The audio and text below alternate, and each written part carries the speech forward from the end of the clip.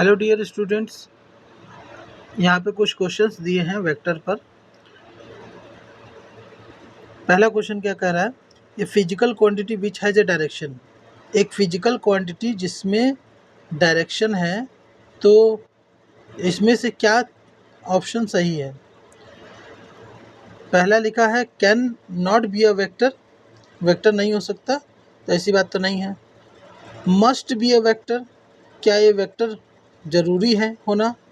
तो पहली तो बात है कि vector is characterized by its direction. Vector होने के लिए पहले तो इसमें डायरेक्शन होता है, डायरेक्शन तो मस्ट है, तो डायरेक्शन तो होना ही चाहिए। तो मस्ट बी अ वेक्टर और मे बी अ वेक्टर। तो पहले तो हम ये जानते हैं कि ये दोनों ऑप्शंस में डी ऑप्शन और बी ऑप्शन में कोई होगा। तो इसमें हमको एक और चीज़ ध्यान देना है कि यदि कोई फिजिकल क्वांटिटी वेक्टर है, तो वेक्टर लॉ ऑफ एडिशन को फॉलो करती है, तभी है। अगर सिर्फ डायरेक्शन भी है, अगर किसी फिजिकल क्वांटिटी में डायरेक्शन है लेकिन वो रूल्स को फॉलो नहीं करती है, वेक्टर एडिशन के रूल्स को फॉलो नहीं करती है, वेक्टर एडिशन के रूल को फॉलो नहीं करती है, तो रूल्स को फॉलो नहीं करती है तो वो वेक्टर नहीं होगा। एग्जाम्पल के तौर पे करंट की बात करते हैं।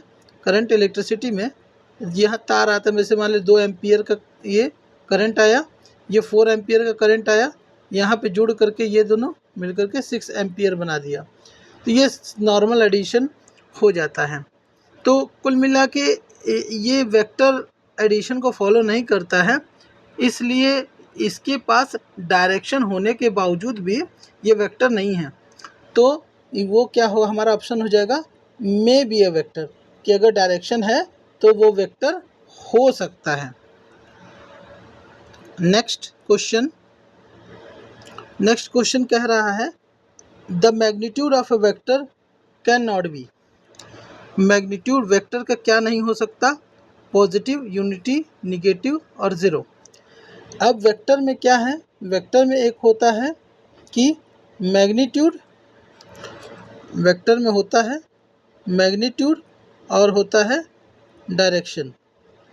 डायरेक्शन की वजह से पॉजिटिव हो सकता है, निगेटिव हो सकता है, परंतु मैग्नीट्यूड क्या होता है, मैग्नीट्यूड क्या होता है, हमेशा पॉजिटिव होता है, क्योंकि positive into multiplied by negative तो निगेटिव।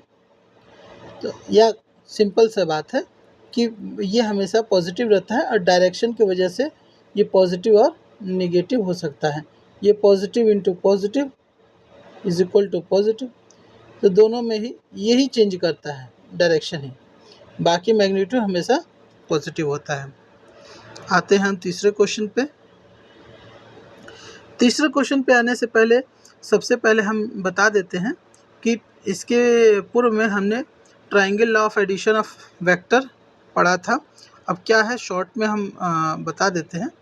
शॉर्ट में बताते हैं कि अगर किसी दो वेक्टर्स हैं, मान लीजिए ये वेक्टर है ए है, ये वेक्टर बी है, ये वेक्टर ए है और एक वेक्टर बी है, तो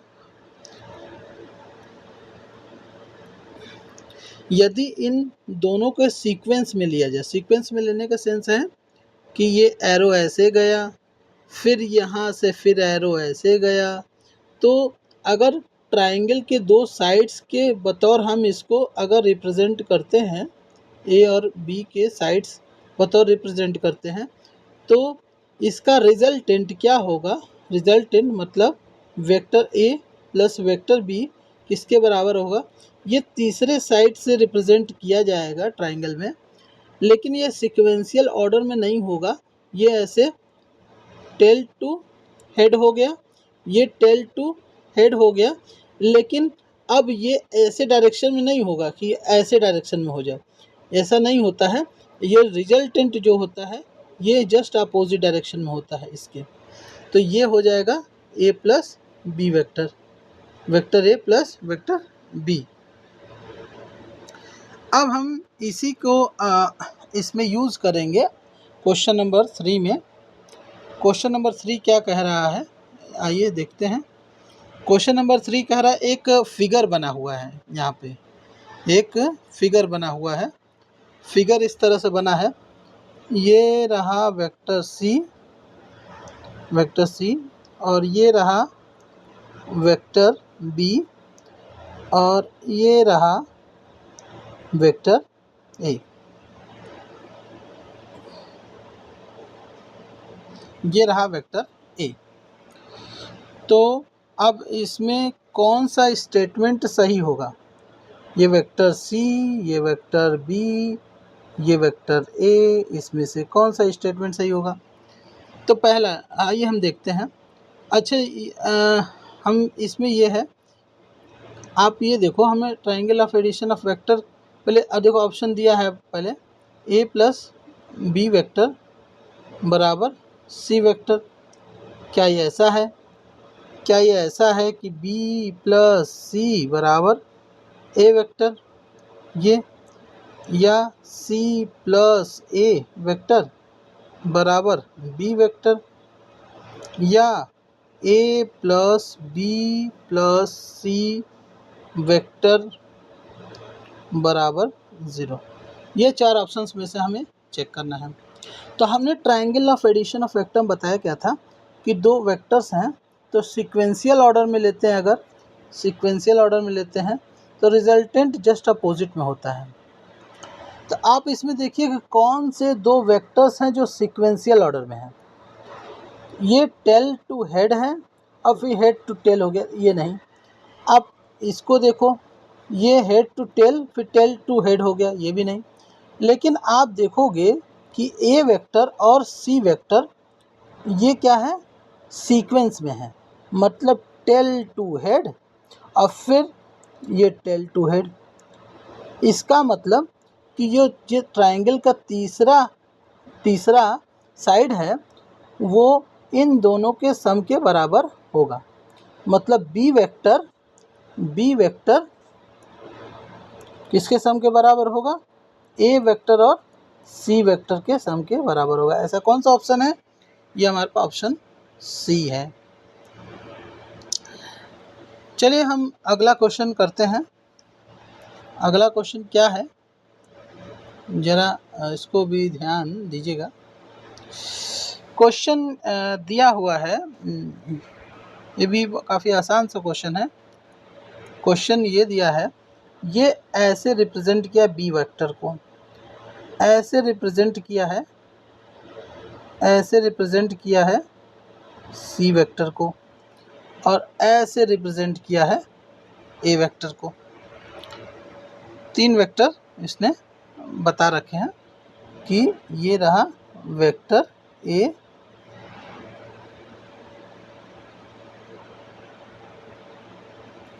ये रहा वेक्टर ए, ये रहा वेक्टर सी और ये रहा वेक्टर बी। तो अब इसमें कॉलम मैच करना है, कॉलम मैच करना है इस कॉलम का इससे। ज़रा देखते हैं पहला कॉलम का पहला ऑप्शन क्या कह रहा है। पहला ये कह रहा है vector a plus vector b plus vector c, ये कैसे रिप्रेजेंट होगा इन फिगर्स में, चारों फिगर में इनको हम कैसे रिप्रेजेंट करेंगे ए प्लस बी प्लस सी को। चलिए आइए देखते हैं। पहले हमने बताया था कि इसको triangle of addition of vector से ही सॉल्व करेंगे, है ना। तो सबसे पहले ए कहाँ है? ए ये रहा, तो ए आपके पास ये वाला रहा, तो हम ए को ऐसे बनाते हैं। चलिए ए ऐसे हो गया, ठीक। अब प्लस बी, अब उसमें बी जोड़ना है, अगला क्या जोड़ना है? बी जोड़ना है। तो चलिए इसके हेड से या एरो नहीं बनाएंगे हम कह इसके हेड से हम अगले का टेल जोड़ते हैं। मतलब बी इस डायरेक्शन में है, ऐसे इस डायरेक्शन में ऐसे करके बी है, तो यहाँ पर भी बी ऐसे ही हम रिप्रेजेंट करते हैं। लीजिए ऐसे हमने कर दिया, छोटा बड़ा जो भी है ऐसे। अब ज़रा ध्यान दीजिएगा कि ये ट्रायंगल का दो पार्ट हो गया, ये वेक्टर ए है, ये वेक्टर बी है। तो अब सीक्वेंशियल ऑर्डर में हमने ए और बी को ले लिया, तो इसका रिजल्टेंट कैसे होगा? इसका रिजल्टेंट ऐसे होगा, ये तीसरे साइड से रिप्रेजेंट होगा, ये रहा, ये है आपका। अब इसको हम लिख सकते हैं, ये है vector a plus vector b, ऐसे हो गया।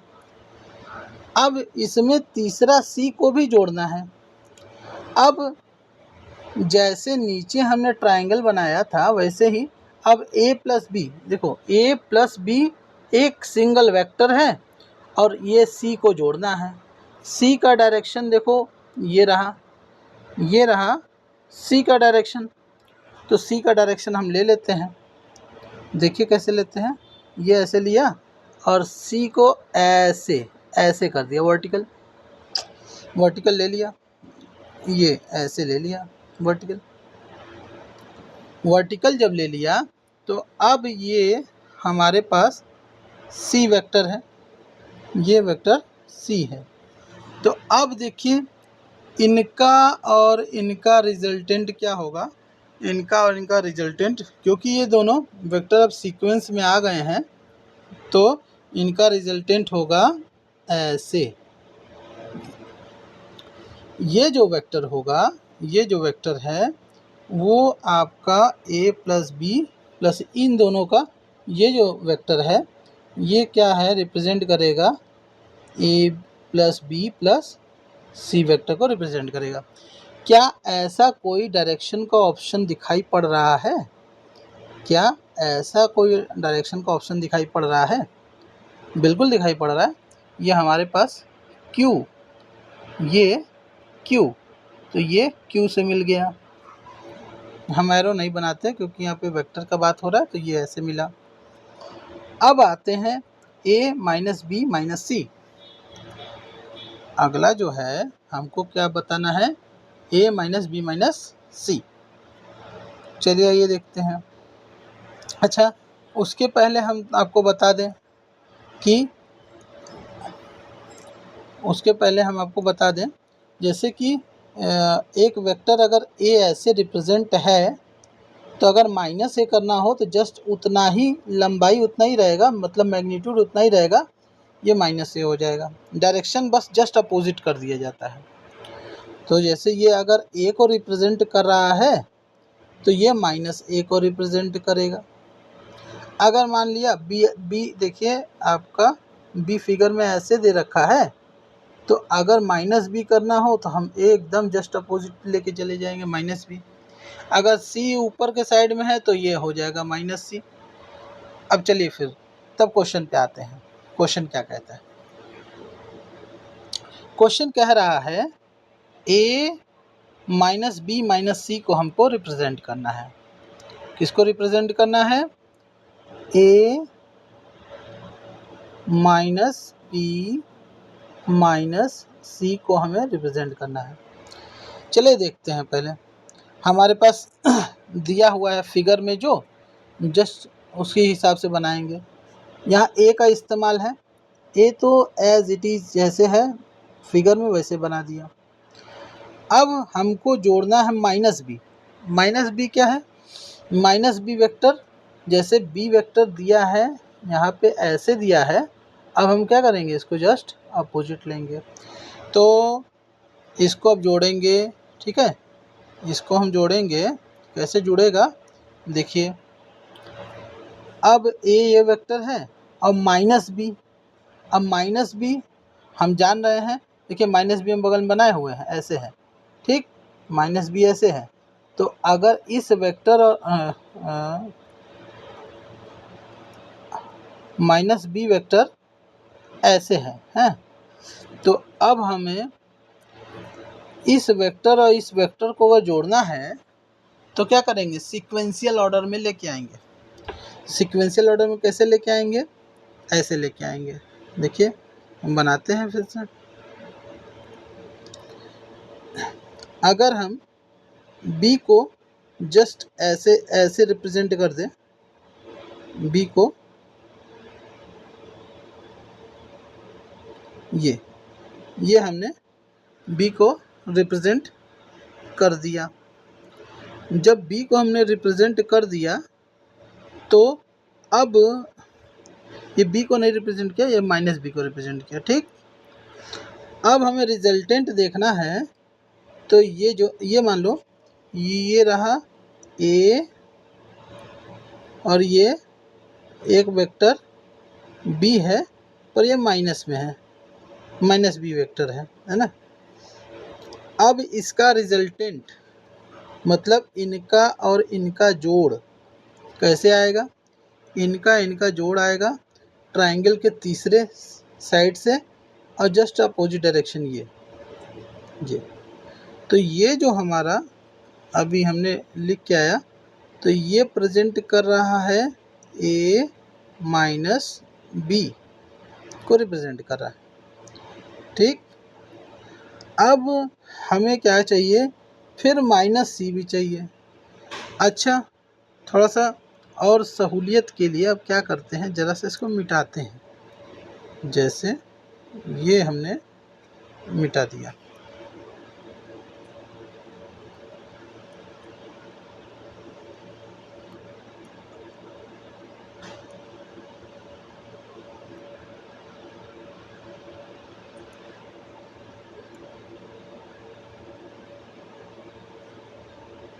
अब हमारा यहाँ पे दिख रहा है a माइनस बी वेक्टर। अब इसी में हमको माइनस c भी करना है, तो c का रिप्रेजेंटेशन यदि ऊपर है ऐसे करके, है ना, ऐसे है c का रिप्रेजेंटेशन, वेक्टर c का।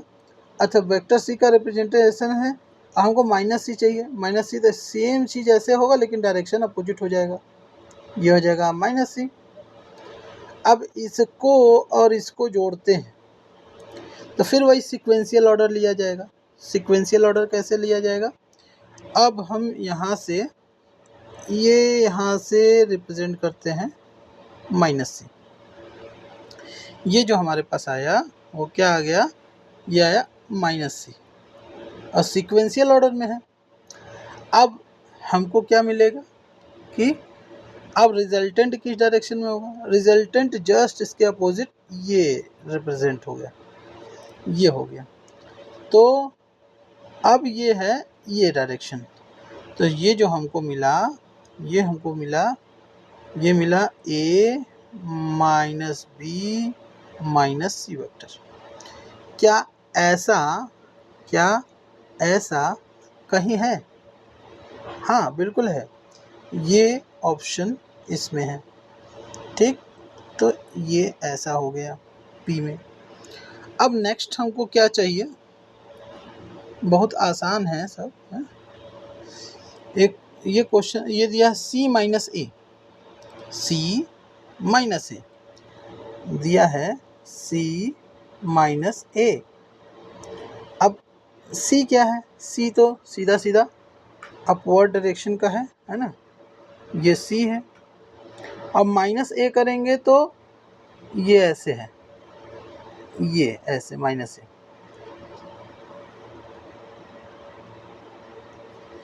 ये है C, ये है C और ये है माइनस ए। अब क्या करना? दोनों को जोड़ना है। दोनों जोड़ना है तो वही सीक्वेंशियल ऑर्डर फिर लेंगे। कैसे लेंगे कि ये लिया माइनस ए और इसी से यहाँ पर हर जगह की कमी हो गई है, हाँ ठीक। और अब फिर हम यहाँ पे करते हैं, हमको चाहिए C माइनस ए, तो इसको और इसको जोड़ना है आपको। हमारे पास क्या है कि इसको और इसको जोड़ना है। कैसे जोड़ेंगे C और माइनस ए? तो सबसे पहले सीक्वेंशियल ऑर्डर में लेते हैं, है ना। ये ले लिया माइनस ए ले लिया और सी लिया ऐसे ऐसे। तो अब रिजल्टेंट कैसे होगा? जस्ट अपोजिट डायरेक्शन ऐसे। तो अब आप देखिए कि क्या ऐसा है, क्या ऐसा ऑप्शन है? बिल्कुल है। ये हमारे पास एस वाला ऑप्शन है, एस वाला ऑप्शन है। अब नेक्स्ट क्या है? नेक्स्ट हमारे पास क्वेश्चन है माइनस ए माइनस बी, माइनस ए माइनस बी, माइनस ए माइनस बी। अब वैसे तो हम चौथा ऑप्शन ऐसे ही लगा देंगे, लेकिन हम इसको सॉल्व करके दिखाते हैं। माइनस ए माइनस बी, ए का रिप्रेजेंटेशन की जस्ट अपोजिट। अब ये हम लिख सकते हैं, ये दिस इज माइनस ए। अब माइनस बी क्या होगा? माइनस बी ऐसे होगा, जस्ट ऐसे, जैसा कि फिगर में दिखाया गया, जस्ट अपोजिट। तो अब हम इसको लिखेंगे, ये है माइनस ए और ये है माइनस बी। अब इसको हमें जोड़ना है, तो आप देख ही रहे हो ये आसानी से जुड़ जाएगा। ये माइनस है और ये रहा माइनस बी, और इसका रिजल्टेंट क्या होगा? जस्ट इसके अपोजिट डायरेक्शन। तो ऐसा कौन सा ऑप्शन है? क्लियरली ये आर वाला ऑप्शन है, ये आर वाला ऑप्शन। तो इस तरह से हमने यहाँ पे 5 क्वेश्चंस को सॉल्व किया है वेक्टर का, और using triangle law of addition of vector. अगले वीडियो में हम और भी क्वेश्चंस को सॉल्व करेंगे। तब तक के लिए आप पढ़ाई करते रहिए और तैयारी करते रहिए। धन्यवाद।